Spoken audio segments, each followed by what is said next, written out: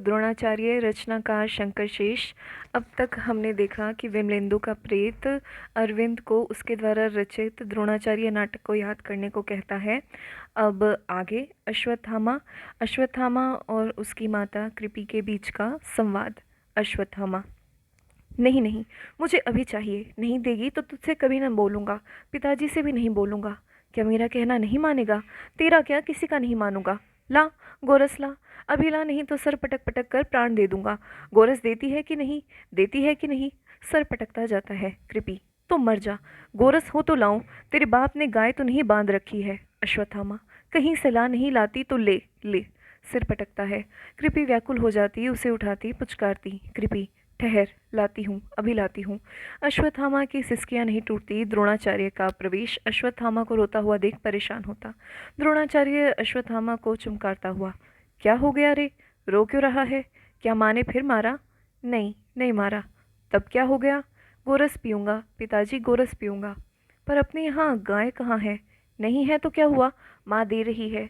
लेकिन क्या बाहर गई है? नहीं, भीतर।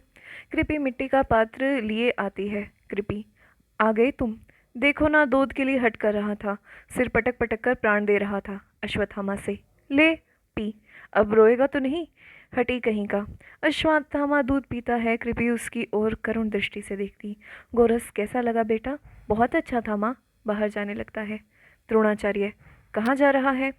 अश्वत्थामा: द्रोणाचार्य: कहाँ जा रहा है? अश्वत्थामा: उस क्षत्रिय कुमार के पास, उसे जाकर बताता हूँ कि हमारे यहाँ भी गोरस है। घमंडी कहीं का, आपको दरिद्री भिखमंगा ब्राह्मण कह रहा था। उछलता हुआ जाता, कुछ क्षणों तक बेचैन अंतराल। कृपि: हाँ बताओ, द्रुपद ने क्या कहा? इतने दिनों बाद तुम्हें देखकर बहुत खुश हुआ होगा ना? पात्र उठाने लगती है। पात्र मुझे दो। पात्र ले लेता, देखता। कृपि: क्या क्या दिया? 100 से कम गायें क्या दी होंगी? द्रोणाचार्य कटुता से: 100 क्यों, 1000 दी हैं। कृपि: और मुद्राएं कितनी दी? क्या ऐसे ही थोड़े ही विदा कर दिया होगा? कहती थी ना, अकड़ छोड़ दो, मानते कहाँ थे? द्रोणाचार्य पात्र दिखाता हुआ: अश्वत्थामा को तुमने क्या पिलाया? दूध, और क्या? क्या इस पात्र में दूध था? झूठ क्यों बोलती हो? अब जाने भी दो। हाँ, तो द्रुपद ने क्या कहा? तुम्हारे स्वागत किस प्रकार किया? राजसभा बुलाई होगी तुम्हारे सम्मान में। इस पात्र में क्या था? द्रुपद ने क्या कहा, क्या दिया? इस पात्र में क्या था? सुन सकोगे? द्रुपद के यहाँ से आने के बाद अब कोई बात भारी नहीं पड़ेगी। द्रोणाचार्य: कृपि: इस बर्तन में दूध के नाम पर आटे का घोल था। द्रोणाचार्य: उस छोटे से बच्चे के साथ कपट करते हुए शर्म नहीं आई तुम्हें? शर्म करती तो अब तक सर पटक पटक कर मर गया होता। लेकिन आटे का घोल पी कैसे लिया? पीता नहीं तो कहाँ जाता? आंचल छूटने के बाद कभी दूध पिया होता तो याद रहता दूध का स्वाद। दूध के नाम पर जहर देती तो वह भी पी लेता। द्रोणाचार्य: क्या सचमुच दूध नहीं पिया उसने कभी? इस बात पर अब दृष्टि पड़ी तुम्हारी? मैं कहती तो विश्वास करते तुम? मुझे झगड़ालू स्वभाव दरिद्री कहकर कोसते। मुझे अभी विश्वास नहीं होता।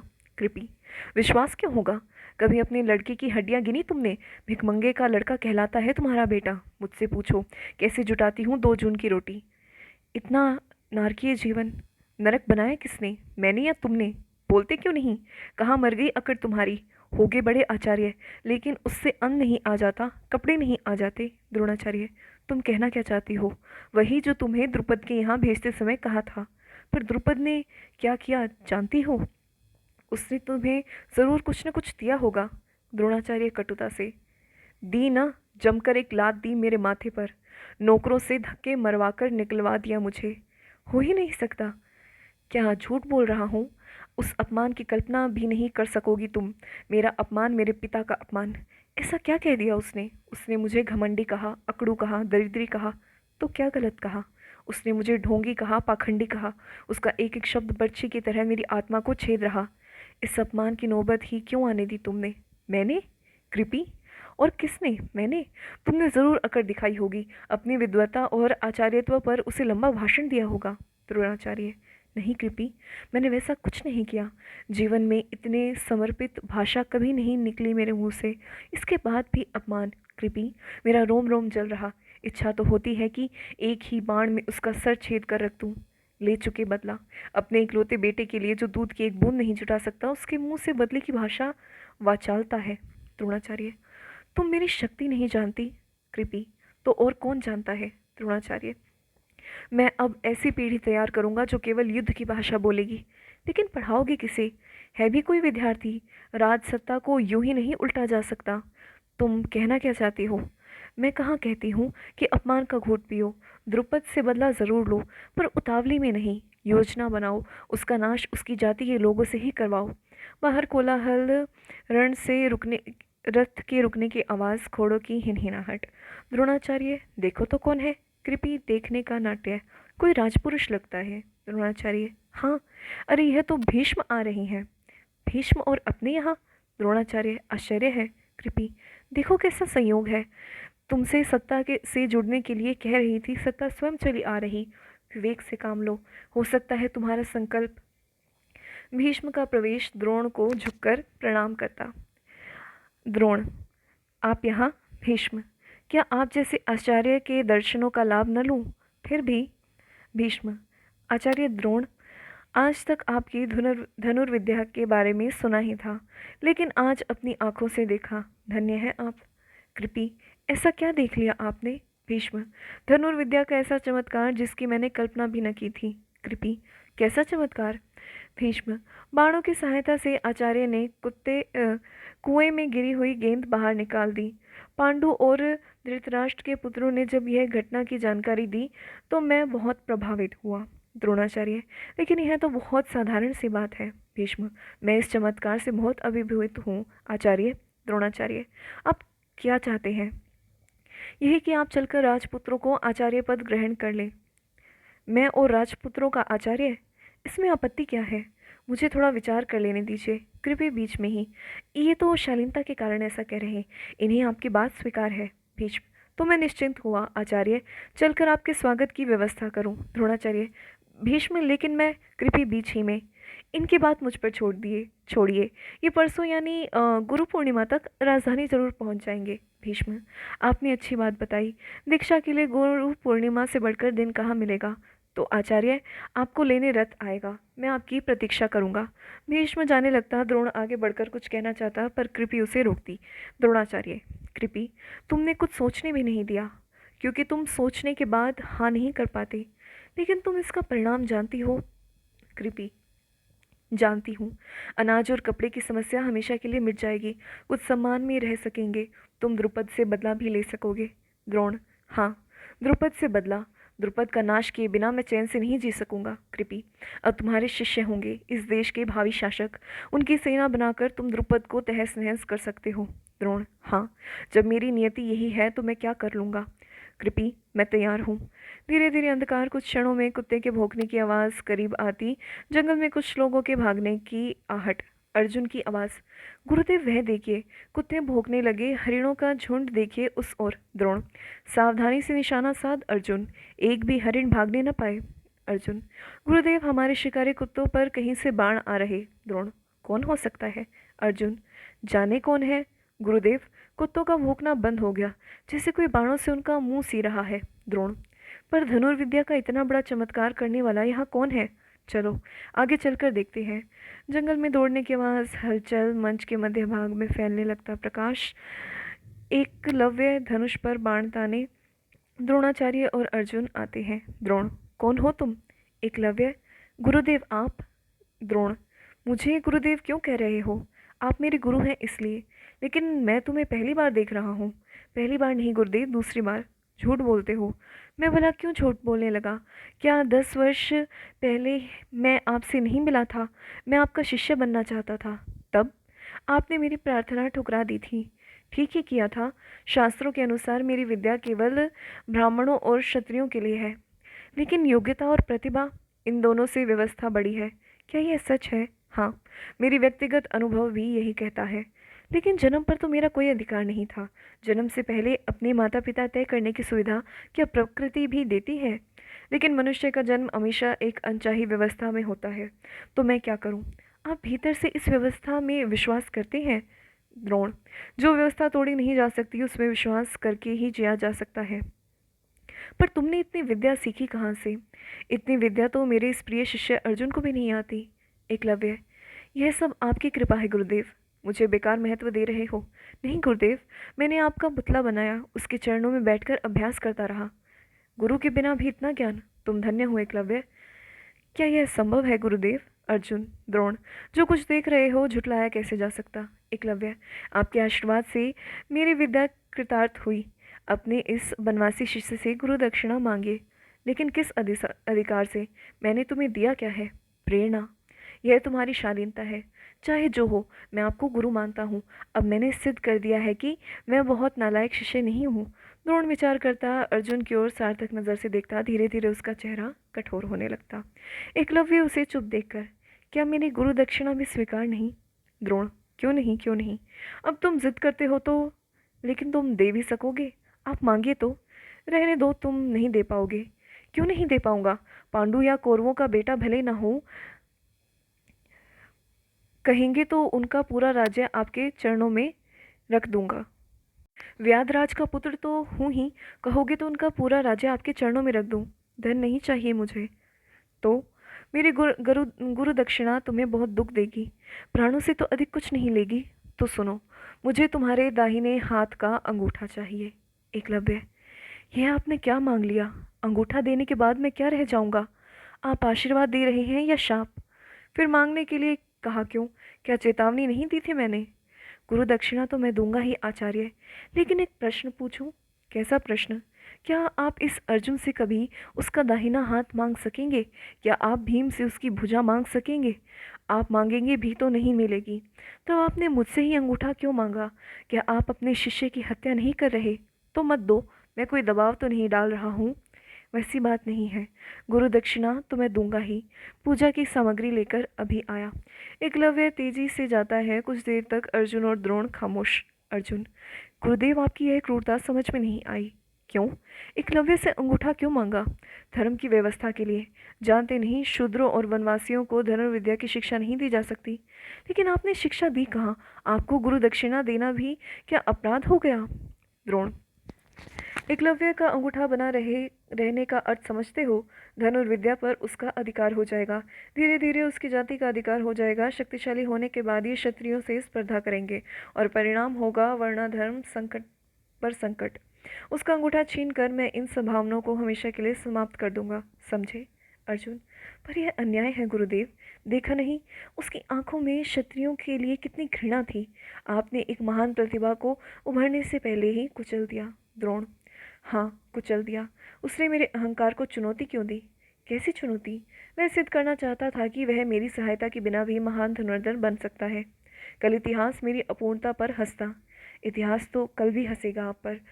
जब भी प्रतिभा को जाति और व्यवस्था के नाम पर कुचला जाएगा तो लोग आपको ही याद करेंगे। इतिहास आपको कभी क्षमा नहीं करेगा। द्रोण आश्चर्य से। यह तुम कह रहे हो? कम से कम तुम्हें तो यही कहना चाहिए। मगर क्यों? क्योंकि यही वनवासी आगे चलकर तुम्हारी राह का सबसे बड़ा कांटा बनता। तो बनने देते। उसे जीतने के लिए मैं और अधिक विद्या सीखता। नहीं अर्जुन, उसकी प्रतिभा स्वयंभू है। तुम उसके सामने नहीं ठहर सकते। आपके रहते? हाँ, मेरे रहते। एकलव्य ने मुझे भी अपनी सीमा की पहचान करा दी। क्या इसीलिए आपने? याद है, मैंने एक दिन बहुत प्रसन्न होकर तुम्हें आशीर्वाद दिया था कि पृथ्वी पर तुमसे बड़ा धनुर्धर नहीं होगा। आज मैं अपना वचन पूरा कर रहा हूँ। पर यह अन्याय है गुरुदेव, उस पर भी और मुझ पर भी। तुम पर क्यों? क्योंकि मैं संसार के सबसे बड़े धनुर्धर को अपनी आंखों से देख चुका। भविष्य में जब कभी मुझे कोई संसार का सबसे बड़ा धनुर्धर कहेगा तो उस समय एकलव्य का गर्म खून से सना हुआ पंजा मेरा मजाक उड़ाएगा। गुरुदेव, मैं अपनी अपराध भावना को कभी नहीं जीत सकूंगा। द्रोण। मूर्खतापूर्ण बातें बंद करो। अर्जुन। गुरुदेव, अभी भी समय है। जाइए, एकलव्य का मान कीजिए। मैं इस पाप में शामिल नहीं होना चाहता। चुप रहो, मुझे अपना वचन पूरा करने दो, अपने राजकीय कर्तव्य का पालन करने दो। नहीं गुरुदेव, वह देखो, एकलव्य आ रहा। एकलव्य थाली की में पूजा की सामग्री लेकर आता। उसका अंगूठा कटा है, पंजा खून से लाल है। द्रोणाचार्य को वह खून का टीका लगाता। एकलव्य चरणों पर माथा झुकाता हुआ, यह रही आपकी गुरु दक्षिणा गुरुदेव, यह रही आपकी गुरु दक्षिणा। द्रोण दोनों हाथ उठाकर आशीर्वाद देता। अर्जुन करुण दृष्टि से एकलव्य को की ओर देखता। धीरे धीरे अंधकार। यह नाटक 2 भागों में विभक्त है। पूर्वार्ध का यहाँ समापन। अब उत्तरार्ध। मंच खाली है। फ़ोन की घंटी बज रही। लीला आकर फ़ोन लेती है। लीला। हेलो। कौन? मिसेज शुक्ला। अब ये जो दृश्य है ये उसके प्रिंसिपल बनने के बाद का है। तो उस दृष्टि से आगे हम पढ़ते हैं। लीला। हेलो। कौन? मिसेस शुक्ला? मैं लीला बोल रही हूँ। नहीं नहीं, प्रिंसिपल साहब अभी लौटे नहीं। क्या कहा? साड़ी हाउस में नया स्टॉक आया है, लेकिन मैं तो परसों ही शॉपिंग कराई। अच्छा, तो नैनीताल की तैयारी है। अच्छा अच्छा। मिस्टर शुक्ला दौरे पर जा रहे हो? आइए। अपनी गाड़ी ले जाइएगी या सरकारी? बड़ी मौज रहती है आप लोगों की। आऊँगी क्यों नहीं। ज़रूर। खिंचाई करेंगे मिसेस दरबार की। पुलिस वाले की औरत हुई तो क्या हुआ। हाँ हाँ। सुदीप पास हो गया, फर्स्ट आया है। 100 आम के अचार में कलौंजी कितनी डाली आपने? 100 ग्राम। मैं तो 125 डालती हूँ। नहीं नहीं, तकलीफ़ क्यों उठाती हैं? अपना चपरासी भेज दूंगी। अच्छा अच्छा, नमस्कार। अरविंद आता है, थका सा, परेशान सा। लीला रिसीवर रखती है। लीला। सुदीप की चिट्ठी आई है। सुदीप अरविंद और लीला का बेटा। अरविंद। रख दो, पढ़ लूँगा। अरे पढ़ो भी। मेरिट में पहला आया है मेरा बेटा। तो मैं क्या करूं? क्या फर्स्ट आना कुछ होता ही नहीं? होता है तो पूरे शहर में मिठाई बांटो। इस तरह काट क्यों रहे हो? काटूं नहीं तो और क्या करूं? तुम लोगों की मेहरबानी से प्रिंसिपल जो हो गया हूं, तो बुरा क्या हुआ? बड़ा राज सिंहासन मिल गया ना। एक दिन तो चैन की सांस मिलती। रोज कोई ना कोई परेशानी। इतना सोचेंगे तो कैसे चलेगा? तो मर जाऊं? क्या प्रिंसिपल बनकर तुम सुखी नहीं हो? हर आदमी मुझे बेईमान और मौका परस्त समझता है। क्या कोई मुझ पर विश्वास नहीं करता? यदु का प्रवेश। क्या हो गया यार? प्रिंसिपल बनने के बाद तुम्हें जाने क्या हो गया? क्या हो गया मुझे? किसी काम के आदमी नहीं रहे, जब देखो चेहरा लटकाए रहते हो। और बनाओ प्रिंसिपल, कहीं का नहीं रखा मुझे। आखिर बात क्या हो गई? कुछ नहीं। कुछ तो हुआ है। मैं तुम्हारी नस नस जानता हूँ। अब बताओगे भी या चमगादड़ों की तरह मुंह लटकाए रहोगे? मेरा तो दिमाग ही काम नहीं कर रहा। क्या प्रेसिडेंट ने कोई अंट-शंट बात कह दी? उसकी आदत पड़ गई। किसी लेक्चरर ने बदतमीजी की? मुझसे बात ही कौन करता है? तो फिर क्या हो गया? अब कैसे बताऊं? डूब मरने की बात है। लेकिन कहोगे भी? सुनोगे? राजकुमार ने एक लड़की पर बलात्कार करने की कोशिश की। बलात्कार? किस लड़की पर? अनुराधा पर। इतनी नीच हरकत। लीला। अरविंद जोर से। तुम मत बोलो, तुम्हारे कारण राजकुमार आज कॉलेज में है। यदु। लेकिन यह घटना हुई कहाँ? अरविंद। और कहाँ? कॉलेज में। यदु। लेकिन कॉलेज में यह संभव कैसे, वह भी तुम्हारे रहते? अरविंद। जब किस्मत फूटी तो क्या करूं? मुझे खुद विश्वास नहीं होता, पर जो कुछ हुआ वह इतना सच है कि। यदु। लेकिन हो कैसे गया? I can't believe. Arvind. College building के पीछे बगीचा तुमने देखा है ना? वहीं। 4 बजे थे। कॉलेज से लड़के चले गए थे। मैंने सोचा गुलाब की नई कलमों को देखा हूँ। तो। अरविंद। हैज के पास पहुंचा तो लड़की की भयानक चीख सुनाई पड़ी। मैं दौड़ा। देखा तो राजकुमार अनुराधा पर, वह छटपटा रही थी। It was horrible. मैंने राजकुमार को ललकारा। भाग गया साला। अनुराधा फूट फूट कर रोती रही। समझे? Imagine my state of mind. क्षण भर की अस्वस्थ खामोशी। यदु। सचमुच बहुत दुखद है। पर यह लड़की बगीचे में अकेली कर क्या रही थी? अरविंद। किसी का इंतज़ार कर रही थी। किसका? कुछ पूछने पर भी नाम नहीं बताया। हो सकता है किसी प्रेमी का इंतज़ार कर रही हो। तो कौन सा पाप कर रही थी? इसका मतलब यह तो नहीं होता कि उसे रेप कर दिया जाए। लीला। रोकोगे तो भी बोलूँगी। पूरी घटना के लिए तुम कहाँ जिम्मेदार हो? अरविंद। समझने की कोशिश क्यों नहीं करती? अगर मैं कठपुतली प्रिंसिपल ना होता तो उस बदमाश की हिम्मत हो सकती थी।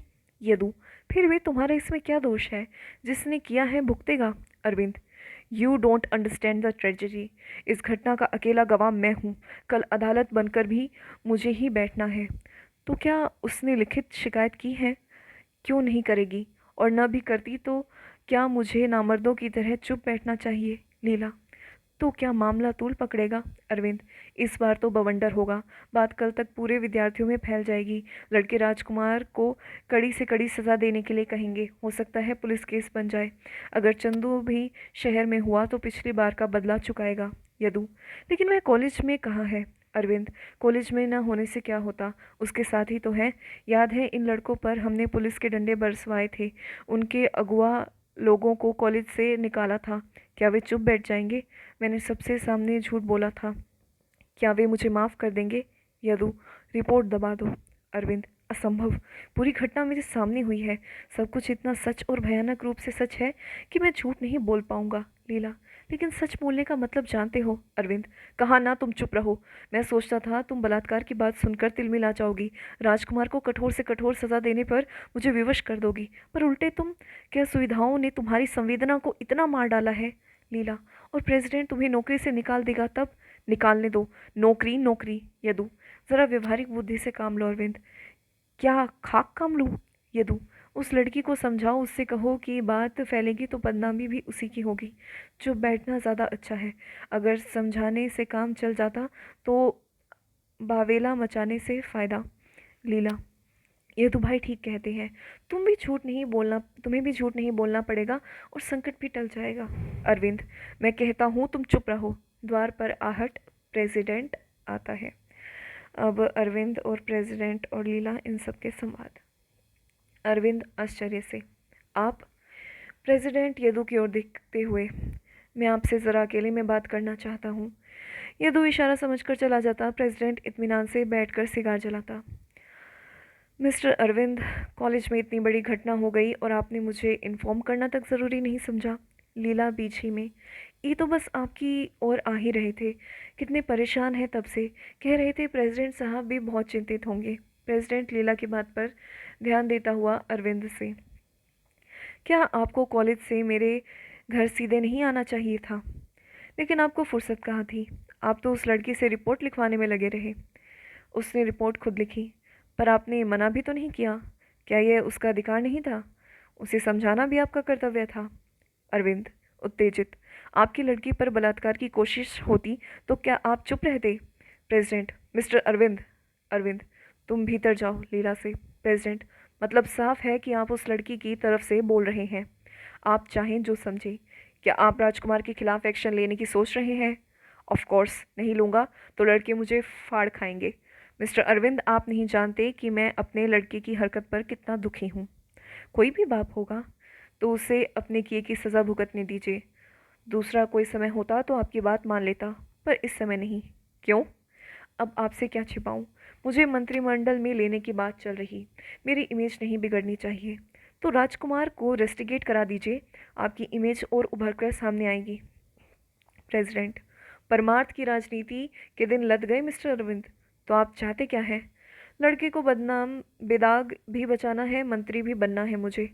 आप नहीं जानते अपराध की सार्वजनिक तौर पर स्वीकृति राजनीति में आत्महत्या कहलाती है। अरविंद, सार्वजनिक रूप से झूठ बोलना क्या मेरे लिए आत्महत्या नहीं होगी? प्रेसिडेंट, लेकिन ऐसा मौका ही क्यों आने देते हैं? ऐसा कुछ सोचिए जिसमें ना आपको झूठ बोलना पड़े ना दूसरों को। अरविंद, नहीं, इस बार मैं वही बोलूँगा जो सच है। लगता है आपका धर्मराज फिर जाग उठा, पर आप करेंगे वही जो मैं चाहता हूँ। आपकी गलतफहमी है। लेकिन कल आप जो कुछ बोलेंगे उस पर विश्वास कौन करेगा? क्यों? क्योंकि तब तक आप पुलिस की हिरासत में होंगे। मैं जा रहा हूँ। लेकिन इनका अपराध क्या है? लीला। प्रेसिडेंट, विरोध, केवल विरोध। अच्छा मिस्टर अरविंद, थोड़ी देर बाद मैं टेलीफोन करूँगा। इस बीच आप मेरा कहना मान ले तो अच्छा ही है। लीला अरविंद की ओर परेशान दृष्टि से देखती। कुछ देर की खामोशी। लीला, तुमने आखिर ऐसा कर क्या दिया जो जेल जाने तक की नौबत आ गई? क्या मुझ पर भरोसा नहीं है? फिर भी मैंने कोई गलती नहीं की। तब प्रेसिडेंट धमका क्यों रहे थे? उसके हथकंडे तुम नहीं जानती। क्या तुमसे कोई गलती नहीं हो सकती? नहीं, मैंने अपना काम ईमानदारी से किया है। क्या प्रेसिडेंट को इतना नाराज़ कर लोगे कि वह तुम्हें जेल भिजवा दे? जेल उसका बाप नहीं भिजवा सकता, नौकरी भले ले ले। नौकरी छूटने का मतलब समझते हो? हाँ समझता हूँ। तुम्हारा यह बंगला छिन जाएगा, टेलीफोन कट जाएगा, मुफ्त के चपरासी नहीं रहेंगे, तुम प्रिंसिपल की औरत नहीं कहलाओगी। मैं आज तुम्हारी एक नहीं सुनूंगा। लीला भीतर जाती। अरविंद उसी तरह परेशान रिसीवर रख देता। कुछ क्षणों के बाद नंबर डायल करता। नंबर फिर एंगेज। अनुराधा आती। 20 के आसपास, देखने में ठीक ठाक। अरविंद को उसकी उपस्थिति पर आश्चर्य। अरविंद, अब अरविंद और वो जो लड़की अनुराधा है उनके बीच का संवाद। अरविंद, तुम इस समय यहाँ? जी सर। लेकिन यहाँ आने की ज़रूरत? मैं जानना चाहती थी कि क्या क्या आप निश्चित रूप से एक्शन ले रहे हैं या नहीं? तुम तो चाहती हो कि एक्शन निश्चित रूप से हो। नहीं चाहती तो रिपोर्ट क्यों करती? क्या अपने माता पिता को सब कुछ बता दिया है? जी हाँ। क्या कहते हैं? कहते हैं चुप बैठो, कॉलेज छोड़ दो। क्यों? सोचते हैं कि गरीबों का पचड़े में पड़ना ठीक नहीं। लगता है डर गए। क्या उनका डर स्वाभाविक नहीं? सोचते हैं कि कल अखबार वालों को मालूम हो जाए, वे मसालेदार ढंग से खबरें छापेंगे, लोग घिनौने ढंग से उसका मज़ा लेंगे। जो नहीं हुआ है वह भी मेरे मत्थे मढ़ा जाएगा। अरविंद, क्या वे इसे अपनी इज्जत पर हमला नहीं समझते? क्या उनकी आत्मा तिलमिलाई नहीं? अनुराधा, क्या वे मनुष्य नहीं है? पर क्या कर सकते हैं? प्रेसिडेंट से कैसे टकराएंगे? उनका कहना है कि ऐसे मामलों में लोगों की कल्पना शक्ति बड़ी उपजाऊ होती है। बलात्कार की कोशिश बढ़ते बढ़ते गर्भपात तक पहुंच जाएगी। अरविंद, तो तुम चाहती क्या हो? एक्शन। माँ बाप की मर्जी के खिलाफ? जी हाँ, अपनी मर्जी के खिलाफ जीकर क्या करूँगी? अकेले लड़ भी सकोगी? क्या आप साथ नहीं देंगे? हाँ, हाँ, दूंगा, क्यों नहीं? जानते हैं मेरे पिता को धमकाया जा रहा है। कौन धमका रहा है? राजकुमार और उसके साथी। क्या धमकी दी है? मेरे पीछे गुंडे लगाने की, राजकुमार जो कुछ नहीं कर पाया उसे पूरा करवाने की, मेरे पिता को जान से मारने की। तुम लोग पुलिस में रिपोर्ट क्यों नहीं करते? जब मेरे माता पिता बात को बढ़ाना ही नहीं चाहते तो रिपोर्ट क्या करेंगे? उन्होंने तो मुझसे भी साफ कह दिया है कि यदि मैंने रिपोर्ट पर जोर दिया तो मुझे घर से बाहर निकाल देंगे। इसके बाद भी तुम एक्शन चाहती हो? जी हाँ, चाहे जो हो पर एक्शन होना चाहिए। पिता ने घर से निकाल दिया तो रहोगी कहाँ? वह बात का सवाल है, लेकिन राजकुमार इस बार नहीं छूट पाएगा। क्या मैं उसकी रखैल हूँ या उसके बाप की जायदाद? लेकिन बदनाम होने के बाद तुम्हें अपनाएगा कौन? सभी पुरुष नामर्द नहीं हो गए हैं सर। मुझे अपनाने वाला भी कोई है। उसका प्रेम मुझे लड़ने की ताकत देगा। कौन है वह? वही जिसका मैं बगीचे में इंतज़ार कर रही थी। तो वह आया क्यों नहीं? नहीं आ पाया। एकाएक उसे शहर से बाहर जाना पड़ा। अगर वह आ जाता तो क्या कर लेता? राजकुमार के पेट की अंतड़ियां बाहर कर देता। तुम उसका नाम क्यों नहीं बताती? आपके काम का नहीं है वह नाम। तो तुम परिणामों को अच्छी तरह सोच लिया है? जी हाँ, वैसे भी परिणामों का हिसाब किताब करने की उलझन में पड़ना भी नहीं चाहती। ठीक है, मैं कल राजकुमार को कॉलेज से रस्टिकेट कर दूंगा। पर आपने सभी परिणामों का हिसाब किताब कर लिया है या नहीं? सोचती हो कि उसे रस्टिकेट नहीं कर पाऊंगा? क्यों सोचती हो ऐसा? क्योंकि आप कहते बहुत हैं, कर कुछ नहीं पाते। इसका मतलब तुम्हें मुझ पर भरोसा नहीं है? क्या तुम क्या तुमसे खुद मैंने रिपोर्ट नहीं लिखाई? क्या विरोध करने के लिए मैंने खुद नहीं कहा? कहा ना? मुझे थोड़ा अचरज भी हुआ। लेकिन क्यों? क्योंकि 3 साल पहले आपने चंदू से भी यही कहा था। चंदू ने आपके हर शब्द पर हमेशा वेद की तरह विश्वास किया। पर हुआ क्या? मैंने उससे कभी कुछ नहीं कहा था। झूठ बोलते हैं आप। आपने उसका साथ देने का आश्वासन दिया था। आपके बूते पर वह लड़ गया, लेकिन लाठियां चली, उसे कॉलेज से निकाला गया और आपने प्रिंसिपली ले ली मुआवजे में। अरविंद, गलत आरोप लगाते हुए तुम्हें शर्म नहीं आती? प्रेसिडेंट तो चंदू पर मुकदमा चलाकर सज़ा कराना चाहता था, लेकिन मैंने बचाया उसे। अनुराधा, लेकिन आप मौके पर बदल गए थे। इस बात को हर लड़का जानता है। तो क्या तुम मुझ पर विश्वास नहीं करती? करना चाहती हूँ सर, पर मन बहुत डरता। अगर आप बदल गए तो मैं कहीं की न रहूँगी। मेरा विद्रोह एक मजाक बनकर रह जाएगा। लोग समझेंगे मैंने राजकुमार को फंसाने के लिए साजिश की है। अरविंद, ज़रा सोचो अनुराधा, अगर तुम बदनामी का खतरा उठाकर भी लड़ सकती हो तो मैं पीछे क्यों हटूंगा? विश्वास करो, मैं तुम्हारा साथ दूंगा, चाहे मुझे नौकरी क्यों न देनी पड़े। अनुराधा, तो मैं आपके शब्द पर विश्वास करती हूँ। इस मामले में आप ही एकमात्र गवाह हैं। आप बदल गए तो मैं कहीं मुंह दिखाने लायक नहीं रहूँगी, और तो और वह भी मुझसे घृणा करने लगेगा। अरविंद, तुम निश्चिंत रहो, अब तुम्हारी लड़ाई मेरी लड़ाई है। टेलीफोन की घंटी। अरविंद रिसीवर उठाता, लीला आ जाती। अरविंद फ़ोन पर। हेलो। जी बोल रहा हूँ। नमस्कार। जी सोच लिया। जी हाँ, अच्छी तरह सोच लिया। No sir, my decision is final, can't be changed. कल मैं राजकुमार को रेस्टिकेट कर रहा हूँ। जी हाँ, मेरा आखिरी फैसला। जी, क्या कहा? रिपोर्ट अनुराधा के सामने फाड़ दूँ? तो आप जानते हैं कि अनुराधा मेरे यहाँ है। क्या उसके पिता आपके यहाँ बैठे हैं? जी नहीं, मैं एक्शन लूँगा। जी जी, क्या कहा? आप पुलिस को फ़ोन कर रहे हैं? 15,000 का घपला? लेकिन आप ही ने तो। क्या आप पुलिस को इन्फॉर्म कर रहे हैं? नो सर, नो सर, आप जैसा कहते हैं वैसा ही होगा। Yes sir, yes sir, yes sir. Arvind phone रख देता। घबराहट के कारण उसके माथे पर पसीना आ जाता। लीला उसकी हालत देखकर, प्रेसिडेंट साहब क्या कह रहे थे? तुम इतना घबरा क्यों रहे हो? कोई खास बात नहीं, कॉलेज के क्लर्क ने 15,000 रुपयों का गबन कर दिया, इसलिए पुलिस वगैरह। अनुराधा, लेकिन आप तो ऐसे घबरा रहे हैं सर जैसे गबन आपने कर दिया हो। अरविंद, आखिर कॉलेज का मामला तो है ही।